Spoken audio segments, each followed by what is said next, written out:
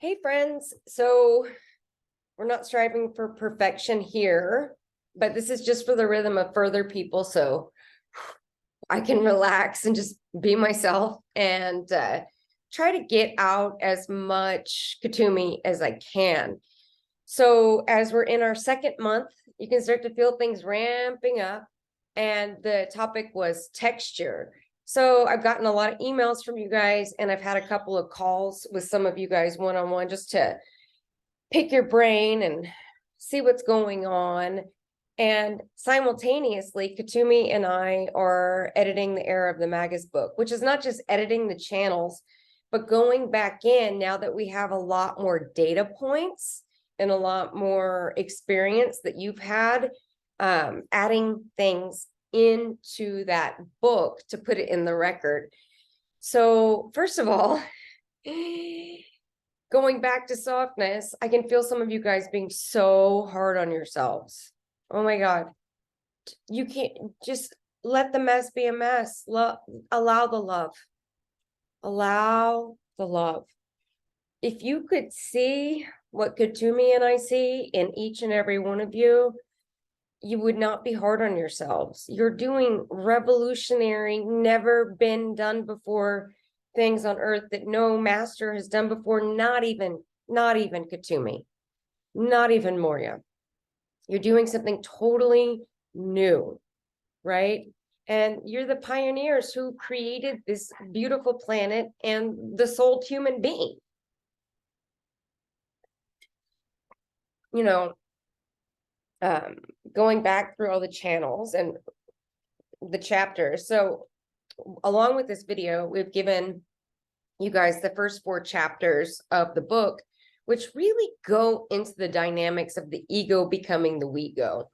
Without the ego becoming the we go, there's no magi experience. It's the ground, the fertile ground for you to really truly have your magi experience and be on Theos. And that I looked as I was going through the chapter 3, waking up new, 99% in the 0 point. We talk about texture a lot. Didn't know it then. And then in the 4th, so chapter 1 of the book, I sent that to you guys. Realization in your back pocket, hitting the 0 point, emerging from the 0 point. How awkward and weird it is to emerge from the 0 point after realization. The things that come up, you go, oh, that's not so pleasant. My life's a mess, but I'm realized. We talk about that in chapter 1. In chapter 2, Katumi really encouraged us to play with ego, right? And that's just through interacting with the world in various ways, whatever's there for you. I give a lot of examples. Chapter 3, we really talk about texture, which is what we're doing this month. And in chapter 4, Katumi, help me. 1, 2, 3, 4, you know who you are. Katumi really goes into the we go and being a creator in your creation, which is not a creator in your own little world. I'm a creator in my creation. So I created a new job opportunity for myself. It's much bigger, much grander than that, right? So I don't want to give you guys homework, but if you could just please, because you helped write these chapters, it's you talking to you.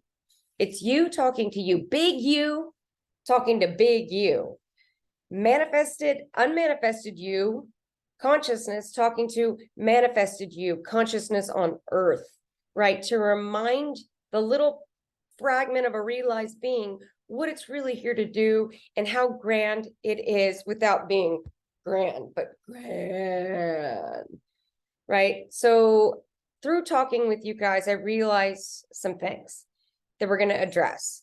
So if you are playing in the ego role, which is not wrong or bad, we're just becoming aware of it to rewrite the energy codes, to rewrite the programming. All energy is coded. We're recoding the energy. Neutral, creative neutrality. If you're telling yourself a story about yourself to yourself, then you're in the little s self ego thing. You're not in the we go. The we go says, oh, that's a funny story I'm telling myself about myself. But when you believe it to be true, I talked to Sue and she said I could do this. So thank you, Sue. She had a belief boulder, a story pop up. And she said, I know, sorry, Sue, but thank you. I see it so clearly in myself and all of you.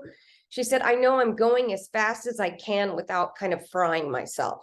I know that this is taking place naturally and it's happening incrementally, slower pace, because that's what I can handle. It's only giving me what I can handle as I enter this new state of being. And on the surface, that sounds really wise and true. I'm only going as fast as is good for me. And then I asked her, I said, is that really true? Is that story you're telling yourself really true? I'm only going this fast because I don't want to fry myself and blah, blah, blah. Is that really true? And she was like, oh, wait, no, it's not.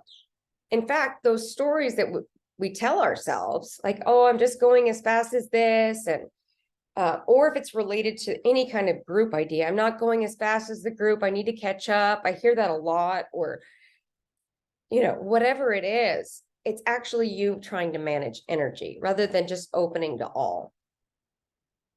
And when she felt it, and watching that, I realized, if you think that this sounds really wise and true and it's your story, anything that's like incremental steps. Well, I figured out the reason why this keeps occurring in my life. Anything that's the reason why, there has to be a reason. Actually, there doesn't. That's a lie. Story. There has to be a reason. I'm just going as fast so I don't, this doesn't happen or that doesn't happen. What would actually happen if you went too fast? What do you think would happen? What are you scared of? So the stories that you think aren't stories are the ones ruling yourself. And someone, Irina, she sent me a beautiful message this morning, and she said, texture is just being really honest with yourself and identifying these stories and old patterns.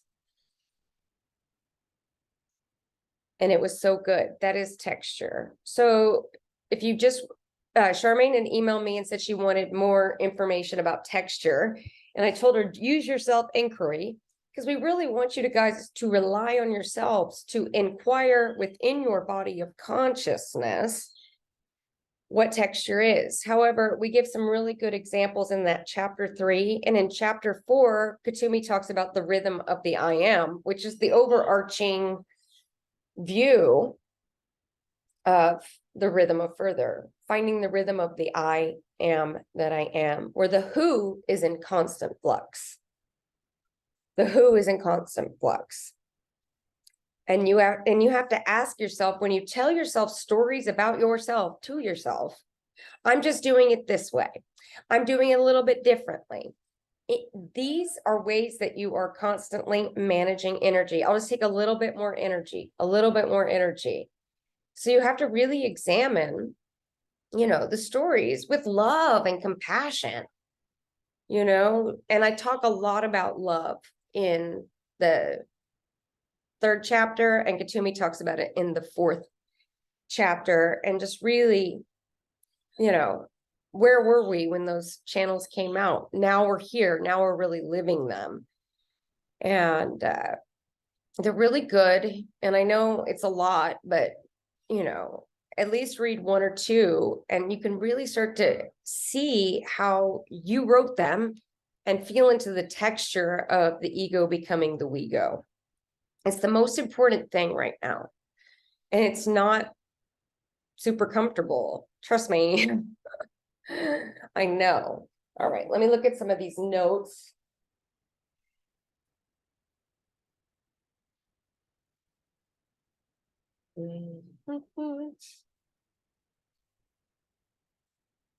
This is old notes, which I wasn't looking for something new, but it says, write down every spiritual tool in your toolbox, and you will know the ways you're feeding off yourself.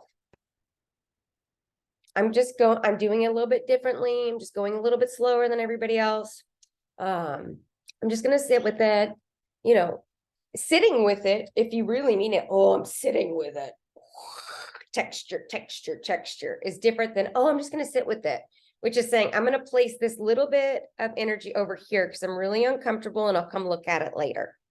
Right. And it's the part of you that has like a big moment. And then you go, okay, I'm going to take a nap and then I'll examine a piece of that later. Right. The ways we manage energy are tricky. These stories we tell ourselves are tricky. And if there's, Lauren's in the center of the story, I know I'm in an ego story.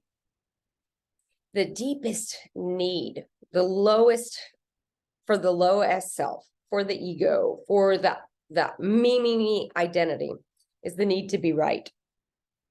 The need to point out someone did something wrong to me. Or that's not right. That's not right. Right? That is the deepest need for the ego. And there's no love in it. If it's not love, it's a lie. Keiko told me something really nice. And I'm going to bring it up here. I can't find it, but I can remember it. So I was talking to Keiko, just doing a debrief of the Mexico event. And she said that when I told her that the mind could comprehend the infinite, this is years ago, that the mind would come along. She said she had a moment where she was like, not my mind. My mind will never come along in this. I'll just have to keep going beyond it, bypassing it. And then because she said the reason she felt that way is she didn't realize the mind would be able to function without the mental body. She didn't know the brain would be able to function without the mental body, right? Eventually, knowingness connects in the brain, and this happens in the body of consciousness, which is a fully integrated totality of your beingness. You don't get rid of the mental body, but it integrates. The emotional body integrates. And she was saying that there was a part of her that said, I'll never be able to bring my mind along into this. And then she said the key component for her in that was realizing that the brain can work without the mental body functioning in its current form, feeding it information, right? The information it feeds are stories. I'm just doing it this way, and I'm going to do it that way, and it's going to be nice, neat, and clean. The other thing I wanted to bring up is this concept of, Adyashanti said it in one of his talks, that the world has sanitized Jesus, the sanitized version of Jesus, of Yeshua, where Yeshua never lost his temper and he was a saint and whatever else. It's like, okay, go read the Bible. He flips the money basket over at the money changing table, where the rabbis were taking money to sacrifice an animal to cleanse people of their sins. He flips it over. Jesus was revolutionary. He was a messy human. He got really upset. He would go in the desert and scream. He allowed the mess to be a mess. So we talk about inhabiting your, standing in your own two shoes. One shoe is your messy, beautiful humanity, and one shoe is your consciousness. And that's what the Christ consciousness was. Jesus, the human, was a messy, complicated, super complicated, passionate, revolutionary being. He didn't put up with crap. He told people to go fuck themselves all the time, right? And he also inhabited the greatest form of love, which is in the Christ consciousness, or energy and consciousness coming together, coalescing, right? So you have Jesus stood in his own two shoes. He had Jesus' shoe, humanity, full mess, fully living every moment of his life. And he had one foot in consciousness, the God also, and he allowed them to come together in this beautiful act, this beautiful play. And so I just want, a lot of you are still managing energy by trying to do things nice and calm and slow and never get your feathers ruffled. That's spiritual bullshit. That's spiritual posturing. That's ego, ego, ego, ego, ego. Like Katumi says in the fourth channel, be you, be out in the world, right? And that doesn't mean you have to go animate a fictitious personality, but you need to stand in both your two shoes. You're messy, passionate, feeling everything human, and the God also consciousness. Consciousness is playful. It's curious, right? So those are my things. Sanitation of Jesus, right? The ways you're managing energy through your spiritual toolbox. Okay, the other thing is, okay, you're still wisdomizing stuff. Oh, I'll just wisdomize this.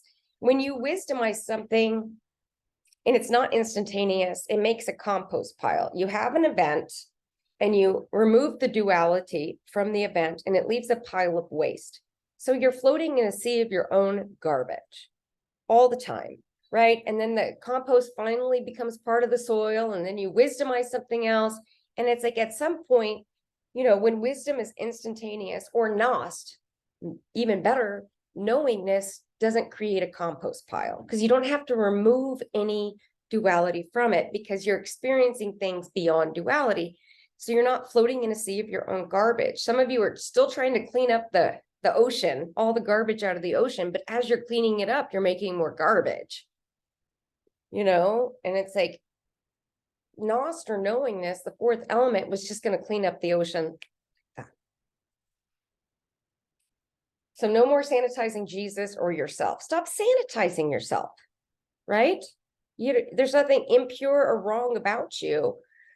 There's nothing wrong with going into something and going, this is weird and uncomfortable.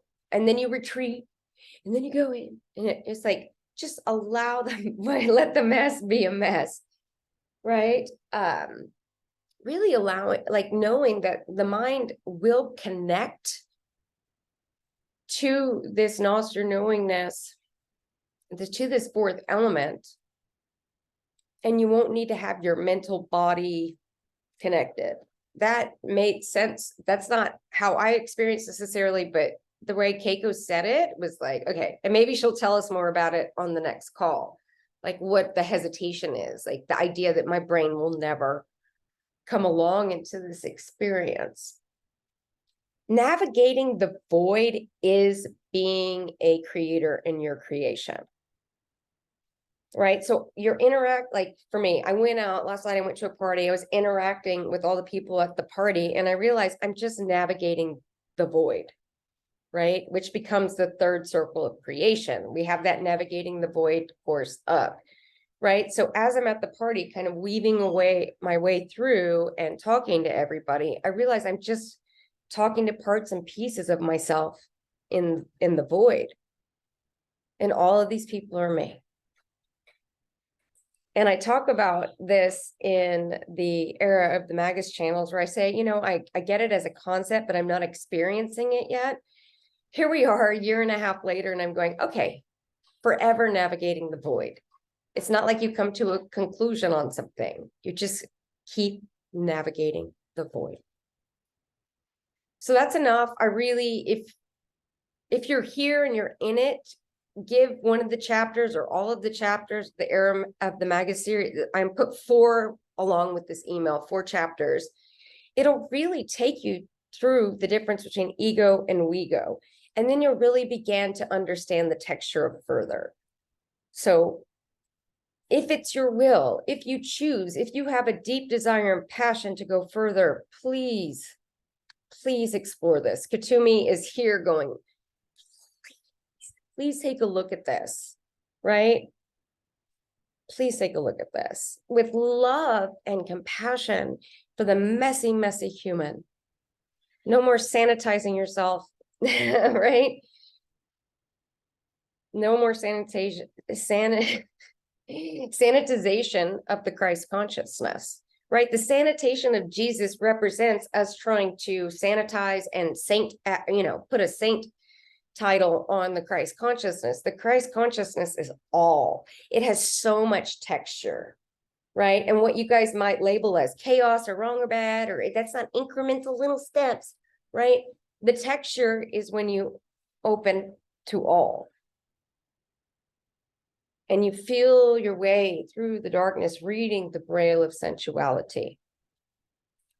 Reading the Braille of Sensuality is not working in dualistic structures. There has to be a reason why. This happened, and there's a reason why. Duality. There's no reason why. There's what is, and there's what will be. No duality.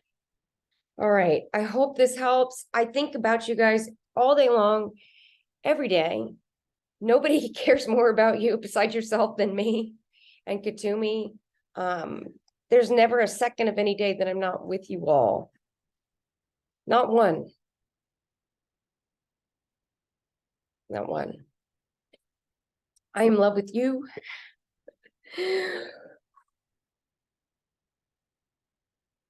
This is really beautiful if you allow it. I'm not gonna leave you guys alone until you do. I care so deeply about it. But I can't do it for you guys. I cannot. The mind can come along. The mind can comprehend the infinite. And it's not something you don't get yet. It's just a single breath of love away from where you are right now. Single breath away. All right. No pressure. I'll see you guys on the calls.